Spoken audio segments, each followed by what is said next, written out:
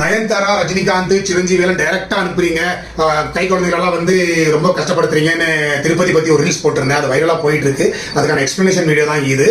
ரஜினிகாந்தா இருக்கட்டும், நயன்தாராவா இருக்கட்டும், யார் வேணா செலிபிரிட்டியா இருக்கட்டும், அவங்களுக்கு மட்டும் ஃபேவரட்டிசமா நீங்க பாதுகாப்பா கொண்டு போறது தப்பு கிடையாது. ஏன்னா வந்து அவங்க வந்து கிரௌட்ல மிங்கிள் பண்ணோம்னா நிறைய பிரச்சனை வரும்னு நீங்க பண்றீங்க, கரெக்ட். ஆனா அதை வந்து நீங்க எப்படி பண்ணலாம்னு கேட்டீங்கன்னா, விஐபி ஸ்டேட்டஸ் அடியோட ஒழிச்சு விவிஐபி ஸ்டேட்டஸ் வேணா நீங்க கொண்டாடலாம். அவங்க யாருன்னு கேட்டீங்கன்னா, மேபி மினிஸ்டர்ஸ் கணக்கில் வச்சுக்கலாம், ஸ்டேட் மினிஸ்டர்ஸ் கணக்கு வச்சுக்கலாம், எம்எல்ஏ எம்பிகள் எல்லாம் நார்மலா விஐபி கேட்டகரியில் கொண்டாந்து அவங்க சுதம் கியூல மிக்ஸ் பண்ணி விட்டுலாம். மக்கள் வந்து இவங்களை சூழ்ந்துருவாங்க, இல்ல மக்கள்னால இவங்களுக்கு ஒரு செக்யூரிட்டி ரீசன் வரும்ன்றவங்க மட்டும் விவிஐபி ஸ்டேட்டஸ்ல வச்சு அவங்களுக்கு வந்து நீங்க தனியா அனுப்பலாம். இதுதான் என் கருத்து. அதனால இவங்க வந்து ஏன் தனியா அனுப்புறீங்க நான் கேட்கல.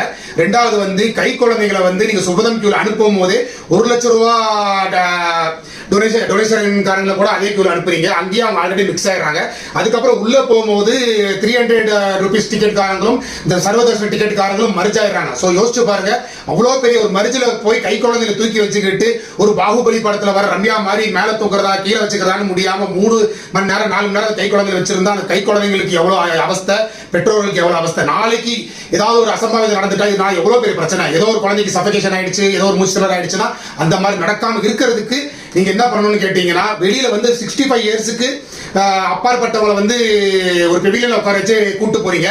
அந்த மாதிரி ஒரு பெவிலியன் ஏற்பாடு வந்து இந்த கை குழந்தைங்களுக்கு நீங்க ஏற்பாடு பண்ணீங்கன்னா அவங்க கியூ ஸ்டார்ட் ஆகிற வரைக்கும் அதுல ஆறாம வெளியில ஒரு காத்தோட உட்கார்ந்து இருப்பாங்க. இப்படி தரையில உட்காந்து இன்ஃபெக்ஷன் ஆகாம ஒரு நல்ல இடம், அந்த இடத்துல அந்த குழந்தைகளை கூட்டு போகலாம். அடுத்தபடியா பாத்தீங்கன்னா, இந்த தர்ம தரிசனம் வரவங்களும் அப்புறம் இந்த 300 டிக்கெட் வரவங்களுக்கும் கரெக்டான ஸ்டிப்புலேட்டட் டைம் கொடுங்க. முதல்ல வந்து ஒரு பேண்ட் கட்டுவீங்க, டைம் கொடுப்பீங்க.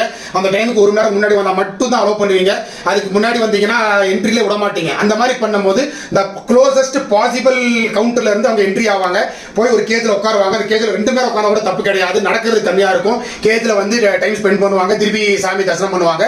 ஸோ என்ட்ரி டு சாமி தரிசனம் ஒரு 3 ஹவர்ஸ்ல 4 ஹவர்ஸ்ல பார்க்க முடியும்னு ஒரு ஆர்டிபிஷியல் இன்டெலிஜென்ஸ் மூலமா அதை கடிச்சு கரெக்ட் பண்ணி பப்ளிக்கு கொடுங்க. குறிப்பா சர்வ தரிசனம் ஆளுங்களுக்கு கொடுங்க.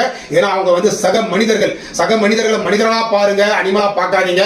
கிலோமீட்டர் கணக்கில் நீங்க வந்து இதெல்லாம் கட்டிட்டீங்கன்றக்காண்டி ஜனங்களை நடக்க விடாதீங்க. நீங்க நடந்து பார்த்தீங்கன்னா தெரியாத கொடுமை. அது இந்த வெயில் காலத்துல வந்து 3 கிலோமீட்டர் 4 கிலோமீட்டர் கை குழந்தைகளா வச்சு நடக்கிறதா வந்து கொடுமையிலும் கொடுமை.